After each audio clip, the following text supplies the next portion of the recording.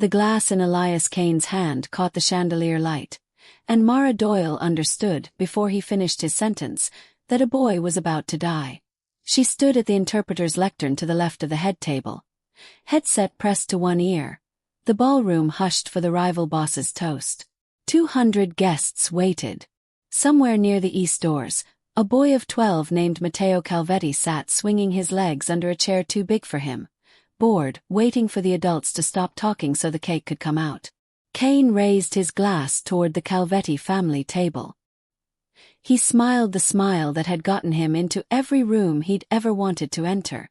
Then he spoke 11 words in a dialect so old that almost no one alive still used it. A mountain village tongue, half buried under 3 generations of English and Sicilian and business school polish. Mara's grandmother had spoken that dialect. Mara had grown up falling asleep to its lullabies. The words Kane said were not a toast.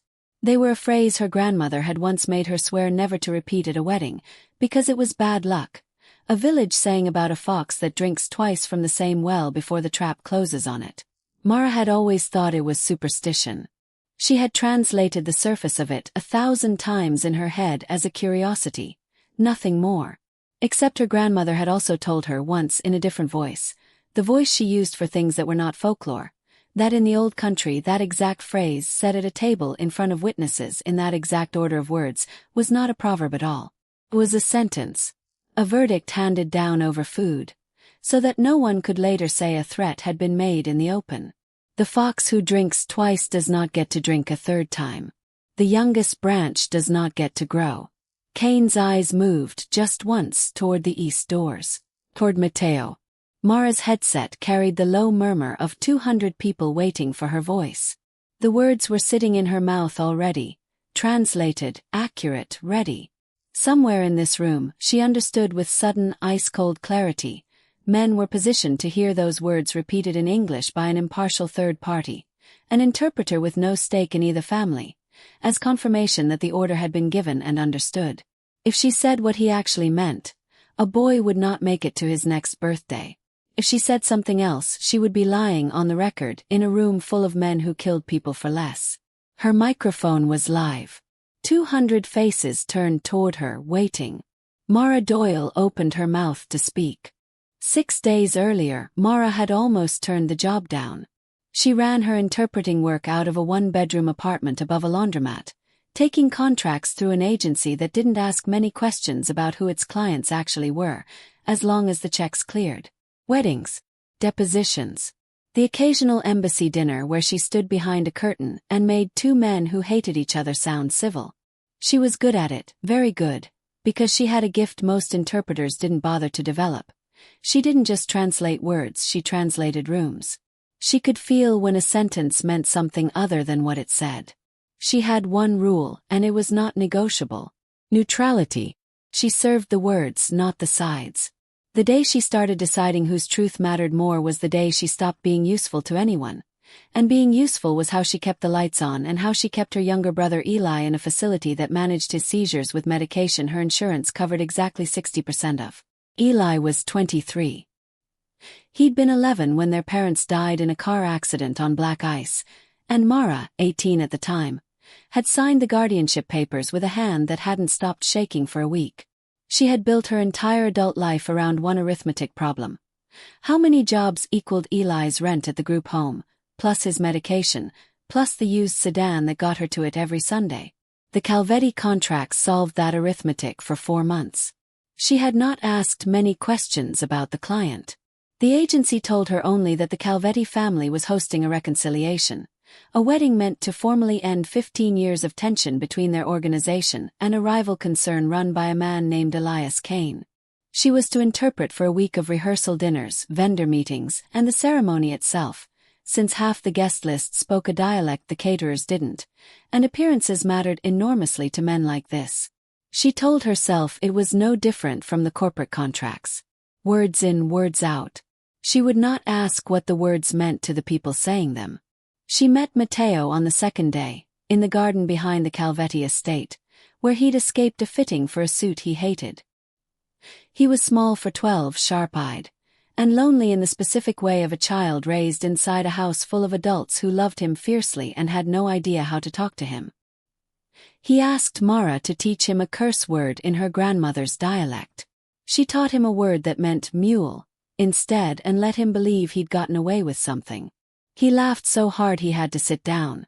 It was the first real laugh she'd heard all week, in a house where every conversation seemed to be conducted at half volume, like people afraid of being overheard by their own furniture. Dante Calvetti ran security for the wedding and, unofficially, for his father's entire operation.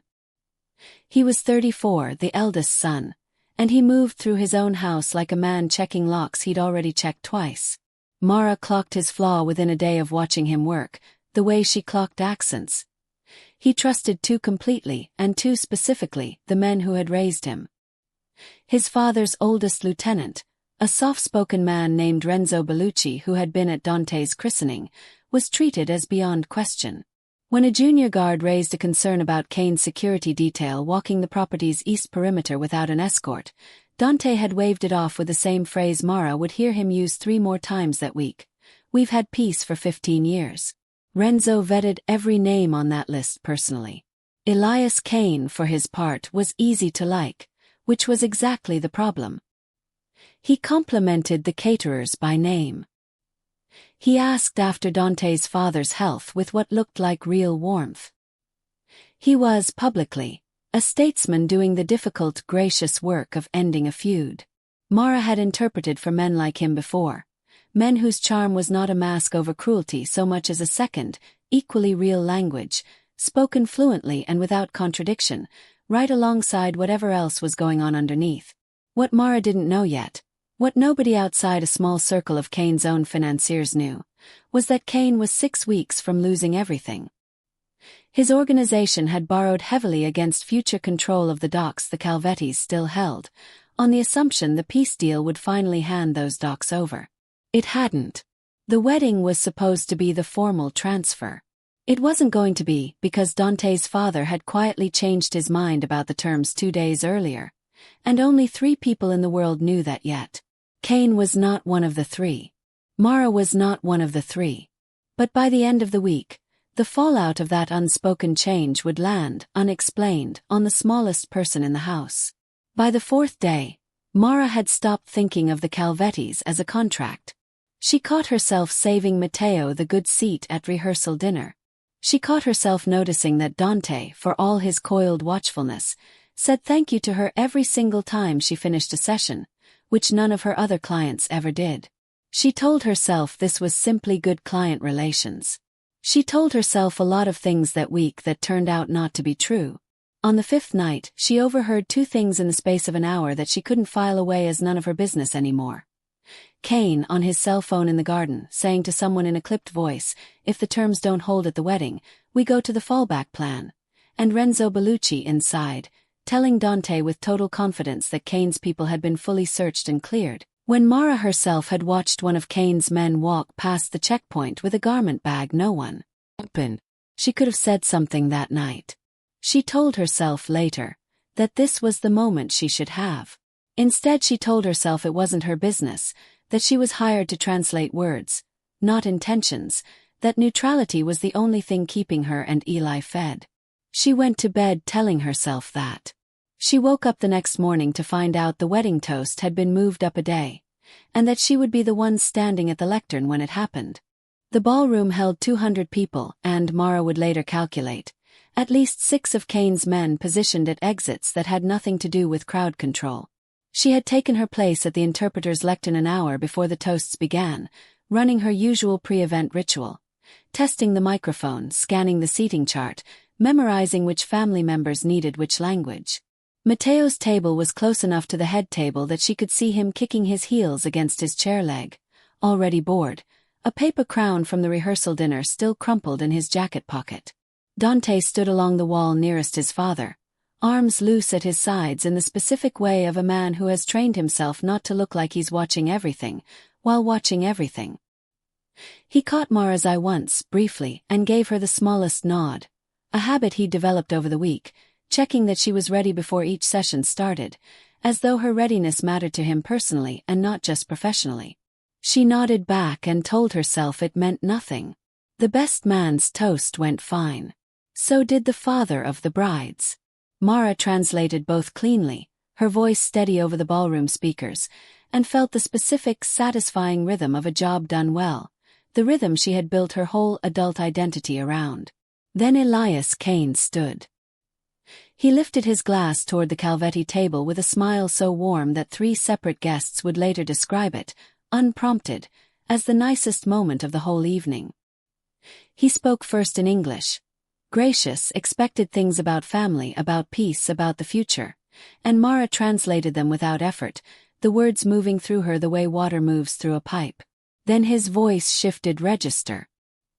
He switched deliberately into the old dialect, the one almost no one in the room but Mara and a handful of elderly relatives could actually understand, which was, she would realize later, precisely the point. A private channel, opened in public, hidden in plain sight inside a wedding toast. 11 words. She had heard them from her grandmother a dozen times growing up, always attached to a warning. Never say this at a table, Mara, not even as a joke. The literal translation was almost pretty. Something about a fox, a well, and the shape of water at night. The actual meaning, the one her grandmother's voice had dropped an octave to explain, was a closing statement. A verdict. The one who has taken twice from this well will not be permitted to take a third time. Let the youngest branch of the tree understand this before the frost comes. Kane's eyes moved to the east doors. Matteo. Mara's headset carried the silence of 200 people waiting for her to open her mouth. She understood, in the space of maybe 2 full seconds, 3 things simultaneously. First, this was a real threat, spoken in a dead language specifically so it could be delivered in front of 100 witnesses and denied to any of them later. Second, somewhere in this room, at least one of Kane's men was listening for her translation as confirmation that the message had landed, that the target understood, that the clock had started. Third, if she said the true meaning out loud in English, over a live microphone, in front of Dante's father, whatever happened next would happen in the next few minutes, in a room full of a boy's family, because there would be no reason left to wait. She had exactly as long as it takes to draw one breath to decide what came out of her mouth. She thought of Eli's medication schedule taped to his refrigerator. She thought of the 4 months of rent this contract had already covered. She thought of her rule, the only professional rule she had ever needed: serve the words, not the sides. She thought of Matteo, laughing so hard in the garden that he'd had to sit down. To family, Mara said into the microphone in clear, warm, perfectly ordinary English. And to the years of prosperity ahead of us both. It was not what Kane had said. It was close enough in tone and warmth that not a single guest in that room reacted with anything but polite applause. Kane's smile didn't move a muscle. But Mara watched his eyes flick toward her. Just once, just for a fraction of a second, cold and assessing in a way his public face had never shown her all week. And she understood that she had just lied on the record to a man who killed people for less, and that he now knew exactly what she had done. Across the room, one of Kane's men near the east door lowered a phone he had raised halfway to his ear, uncertain, waiting for a signal that hadn't come the way it was supposed to. Mara set down her water glass with a hand that had gone perfectly, deliberately steady, because 200 people were still watching her, and stepped back from the lectern as the toasts moved on to the maid of honor. She had bought, she thought, maybe an hour, maybe less. She looked for Dante and found him already looking at her. His brow drawn into the first real question she had ever seen cross his face. Dante found her 12 minutes later in the corridor behind the kitchen, where she had gone to breathe somewhere no one was watching her. "You changed the translation," he said. Not a question. His voice was low, controlled, the voice of a man doing math he didn't like the answer to. "I don't speak the dialect. But I watched your face, and I watched his, and those were not the same sentence." "I did my job," Mara said, which was almost true and felt like a betrayal of herself the moment it left her mouth. "Your job is to translate exactly what's said. That's the entire job." He wasn't angry, not yet. He was doing something worse in Mara's experience, which was carefully deciding whether to believe her. What did he actually say? She could still lie. It would be the safer choice by every metric she had ever used to make decisions. Instead she told him in full. The fox, the well, the youngest branch, her grandmother's warning about the phrase, the 2 seconds she'd had to choose. She watched something in Dante's face go very still and very controlled. The way she imagined a man's face went still right before he did something that couldn't be undone. "That's a folk saying," he said finally. "You're telling me a wedding toast was a coded threat because of a children's proverb about a fox. I'm telling you what the phrase means, where it comes from. I'm telling you your rival boss chose to switch languages, in the middle of a public toast, specifically to say something almost no one in that room could understand, and that he looked at your brother when he said it." Renzo cleared Kane's entire delegation. Every name, every bag, every vehicle. "We've had 15 years of peace with this family. You've been in my house 6 days. His jaw tightened, and Mara watched him choose the explanation that let him keep trusting the men who'd raised him over the one that didn't. "I think you misheard a dialect you learned from your grandmother's bedtime stories." It was, Mara would think later, the precise moment his flaw stopped being an abstraction to her and became a wall she had to find a way around. Not cruelty, not stupidity, just a trust so old and so loathed. Bearing that questioning, it felt to him like questioning the ground under the whole house. She didn't get the chance to push further. Renzo Bellucci appeared at the end of the corridor, unhurried. The way he moved through every room in the estate as though he owned the air in it. "Everything all right back here?" he asked, and his eyes went to Mara with an attention that felt, for the first time all week, deliberately measuring. "Fine," Dante said. "Miss Doyle's finishing early tonight. See her paid through the contract." It landed like exactly what it was. A polite dismissal, one small step from being fired outright. Mara opened her mouth to argue and then closed it, because Renzo was still standing there, watching, and something about the careful blankness of his expression made the back of her neck go cold in a way she couldn't yet name. She didn't go home. Instead, at 11 that night, she called the only person she knew who might understand what she'd heard well enough to confirm it wasn't in her head. An 81-year-old retired court interpreter named Iris Faber, who had taught the same regional dialect course Mara had taken in college, and who had, Mara vaguely remembered, once mentioned working translation for a federal case decades earlier involving organized crime families from the same mountain region. Iris answered on the 4th ring, sharp and awake despite the hour, the way people get when sleep has stopped coming easily. Mara repeated the 11 words as exactly as she could reconstruct them. There was a long silence on the line. "Where did you hear that?" Iris said. It wasn't really a question either. "A wedding. Tonight." Said to a room, in front of witnesses. "I heard that exact phrase once before," Iris said slowly, "in a wiretap transcript I worked on in 1988. A man said it to a room full of people at a christening. Everyone thought it was a toast. 6 days later the man he'd said it about was dead, and there was no recording of a threat anywhere, because there hadn't been one. Not in any language anyone in that courtroom could officially understand." Another pause. "It's not folklore, Mara. It's a verdict. It's meant to be witnessed and denied in the same breath. Whoever said it to you tonight wasn't guessing you'd understand it. He was gambling that you would, and that you'd be too smart or too scared to say so." Mara's hand had gone cold around the phone. "Someone changed the translation before it went out to the room," she said. "I did. I said something else." "Then you bought whoever he meant a little time," Iris said. "Not much. These things don't stop because the message got garbled once. They stop when enough people can't pretend they didn't hear it." Mara thanked her, hung up, and sat in her car outside the Calvetti estate for a long time, watching the lit windows, thinking about a 12-year-old boy who had taught himself to swing his legs under chairs that were always too big for him. She had the beginning of proof now. A name, a precedent, a reason no reasonable person could dismiss as a bedtime story. She also had, she was fairly sure, exactly one enemy inside that house who already knew she'd noticed something, and one who had just found a very polite reason to get her removed from it before she could prove what. Her phone buzzed. A text from an unknown number, sent to the number only the wedding agency had on file for her. 3 words, no signature. Some words travel. She sat with the phone in her lap for a long time, engine off, watching her own breath fog the windshield. Whoever had sent it wanted her rattled, not silenced. A silenced interpreter simply disappears from a contract quietly, the way the agency had already half arranged with Dante's curt dismissal that morning. A rattled interpreter, on the other hand, second-guesses herself, calls no one, tells no one, convinces herself the smart move is to take the last of the week's pay and drive home and forget she'd ever heard 11 words in a dead language. For a moment sitting there she almost did exactly that. She thought about the invoice sitting half-finished on her laptop, about Eli's next appointment, about how easy it would be to simply not be involved in whatever this actually was. Neutrality had kept her safe for 6 years.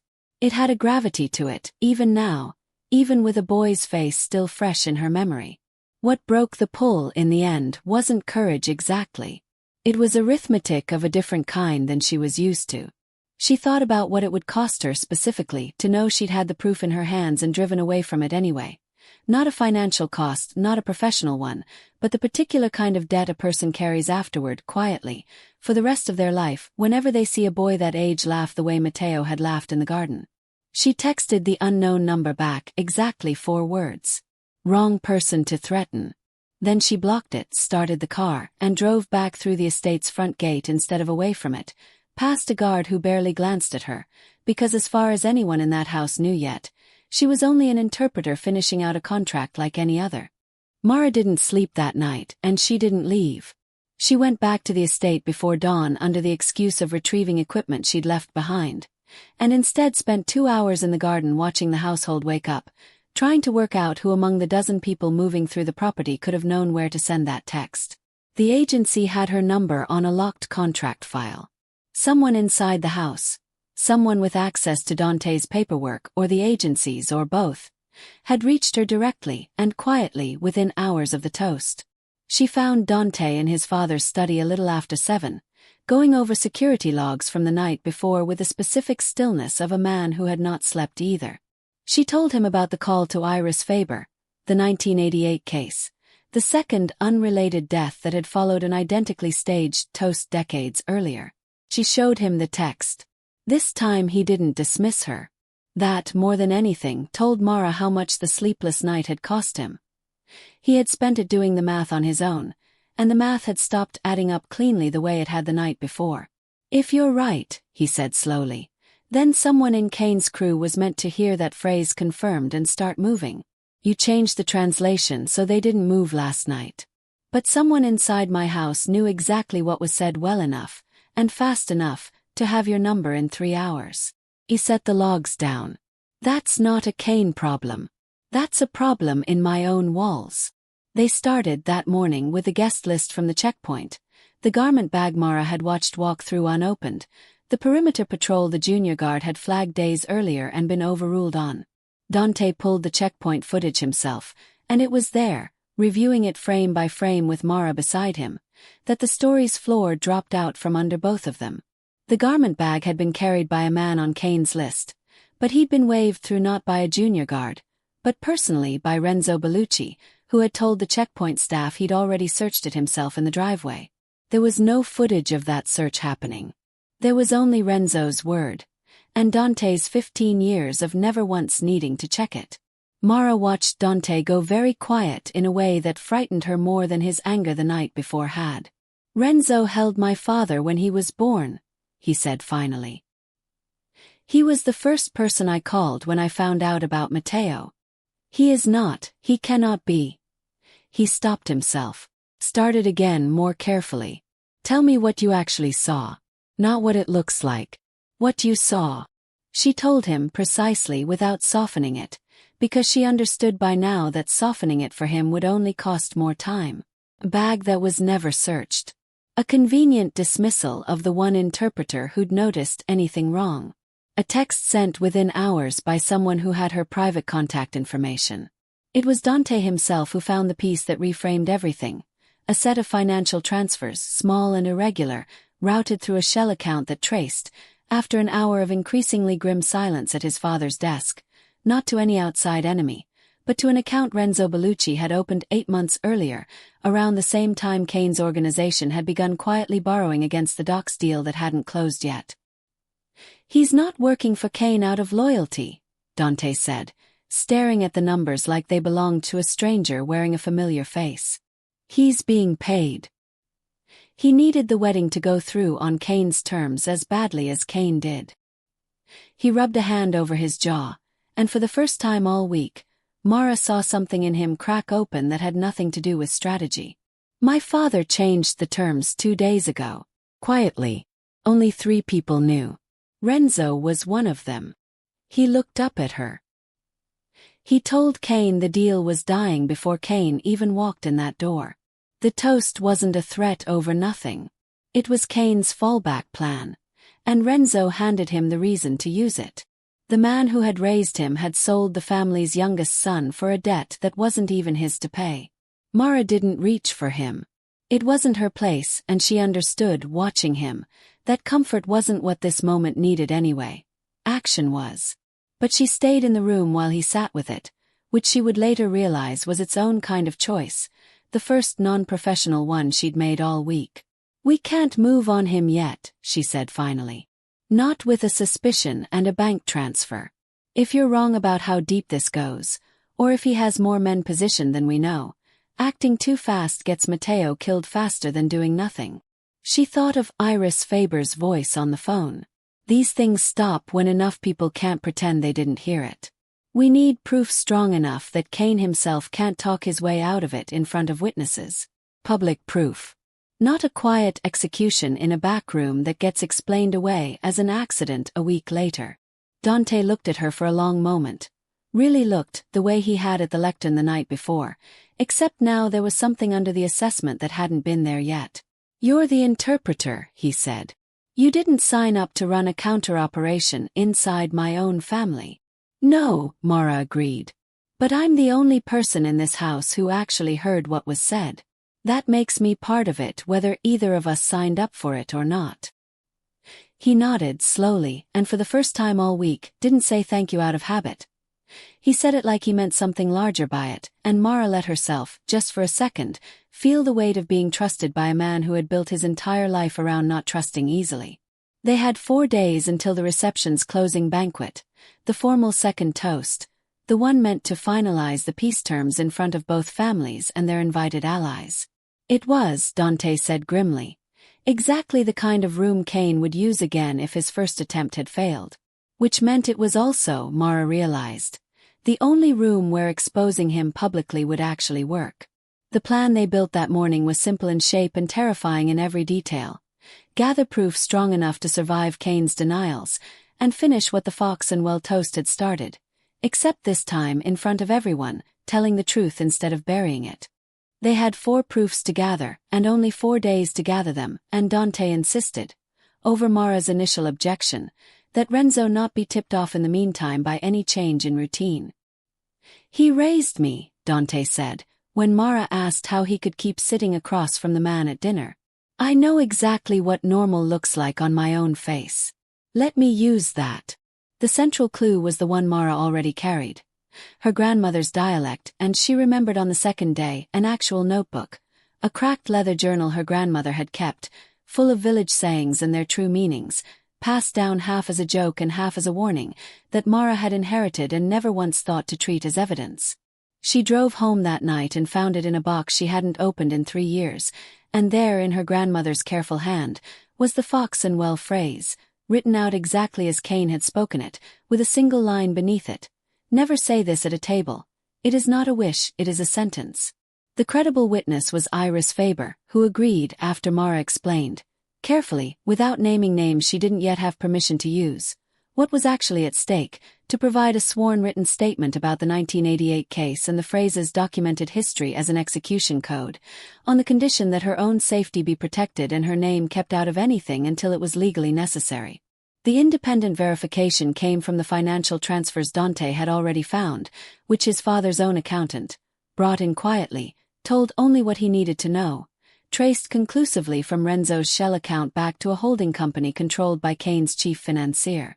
It was not a folk saying anymore. It was a documented, dated, bank-verified motive. The final proof took 2 more days and very nearly cost them everything. Dante, working alone one night against Mara's explicit objection, planted a recording device in the study Renzo used for private calls. A decision he made. He admitted to her afterward, specifically because it went against the boundary she'd set that no one act alone from this point forward. It was reckless. It was also, when the recording came back 48 hours later, exactly what they needed. Renzo's own voice, unmistakable, telling someone on the other end of a call that, the toast should have finished it. The wedding's the only window left, make sure it works this time. Mara did not soften her reaction when he told her. You could have been caught, she said. You could have been killed in your own father's study. And I would have found out from a headline instead of from you. It was the first time all week she had let herself sound frightened rather than merely careful. And she watched it land on him harder than any tactical argument would have. You're right, Dante said, and did not argue further, which she understood, from a man built the way he was, as its own form of apology. It won't happen again. Whatever we do from here, we do together, or we don't do it. It was a small moment. No declaration, no confession, nothing the story would have called romantic if it had happened in a film. But it was the first time in the whole ordeal that Mara felt the balance between them shift from client and hired professional into something closer to 2 people who had decided to trust each other with something that could get them both killed. They ate a late dinner together that night, off-plan, off-schedule, just eggs and toast at the kitchen island at midnight, and talked for 20 minutes about nothing related to Kane or Renzo at all. His mother's old recipes, Mara's brother's stubborn sense of humor, the mule word Matteo still thought was a curse. It was the kind of ordinary low-stakes hour Mara hadn't let herself have in years, and she noticed, walking to her car afterward, that she didn't want the contract to end. There was one more boundary she needed to set before the banquet, and she set it the next morning, directly. I'll stand at that lectern and say exactly what he says, word for word, the way I was always supposed to, she told Dante. But I decide when and how the truth comes out after that. Not you, not your father. This can't turn into an execution in front of 200 people. Or Matteo grows up watching that instead of growing up safe. If we do this, we do it as an exposure, not a massacre. Dante was quiet for a long moment. It cost him something Mara could see. The instinct in him, the one his whole life had trained, ran directly toward the other answer. Agreed, he said finally. Your terms. I'll secure the room. You get to say what needs saying. There was a smaller moment, the night before the banquet, that Mara kept returning to afterward more than any of the tactical planning. She found Matteo in the garden again, in the same spot where they'd first met, sitting alone with his knees pulled up, unable to sleep, though no one had told him anything close to the truth of what was coming. Children, Mara had learned long ago with Eli, absorb the weather of a house even when the specific forecast is kept from them. Everyone's being weird, Matteo said without looking up. Uncle Renzo keeps looking at me funny. Dante won't let me walk to the stables by myself anymore. He picked at a loose thread on his sleeve. Did I do something? Mara sat down beside him on the cold stone bench, weighing for a moment how much truth a 12-year-old could carry without it breaking something in him that wouldn't heal by morning. She settled on the smallest true thing she could offer. You didn't do anything, she said. Sometimes grown-ups make things complicated, and the people who love you get careful for a while until it's sorted out. That's not about you. That's about them doing their job. Is it dangerous? He asked, with the flat directness only children manage, no dramatics in it at all. It was, Mara said, because she had decided, sitting there, that she would not lie to him the way she'd once lied to a room full of adults. It's getting handled. By tomorrow night, it won't be any more. She nudged his shoulder with hers. Want to learn another word before bed? He did, and she taught him one. A real word this time, one that meant safe harbor, the closest thing her grandmother's dialect had to a promise. And he repeated it back to her twice until he had the sounds right, and went inside afterward looking, if not entirely at ease, at least less alone with it than he'd been an hour before. It was a small thing to give a frightened child. Mara had learned, over the course of that week, that small things were sometimes the only honest currency available. By the morning of the closing banquet, they had the notebook, Iris's statement, the bank records, and the recording, and Dante had quietly repositioned his own security around the ballroom without alerting Renzo to a single change. Matteo, oblivious to the worst of it now, complained at breakfast that he still had to wear the itchy suit one more time. Mara stood outside the ballroom doors that evening with the 4 proofs in a folder against her chest and Dante beside her, and understood, with a calm she hadn't expected to find, that this time she wasn't walking into that room to translate a lie. She was walking in to finally say, out loud, the thing she'd swallowed 6 days ago to keep her job.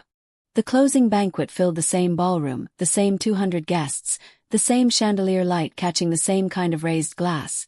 Except this time Dante's men held every exit, and Renzo Bellucci, seated near the head table with no idea his own recorded voice was sitting in a folder 8 feet away from him, smiled the same easy smile he'd worn at every family event Mara had watched him attend that week. Elias Kane rose for the closing toast exactly as he had 6 days earlier, glass lifted, warmth on his face like a coat he never took off. He began in English, gracious as ever, thanking the Calvetti family for their hospitality, speaking of a future built on trust. Then his voice shifted register again, sliding into the old dialect, and Mara understood, hearing the first few words, that he intended to say it again, the fox and the well, this time expecting the confirmation he hadn't gotten the first time. She let him finish every word. Then she stepped fully into the light beside the lectern, and translated it exactly. He says, Mara said, her voice carrying clean and even across the ballroom sound system, that the one who has taken twice from this well will not be permitted to take a third time, and that the youngest branch of the tree should understand this before the frost comes. A ripple of confusion moved through the older guests who understood the surface poetry. A very different stillness moved through anyone close enough to Kane's circle to understand what those words actually meant. That is not a wish for the future.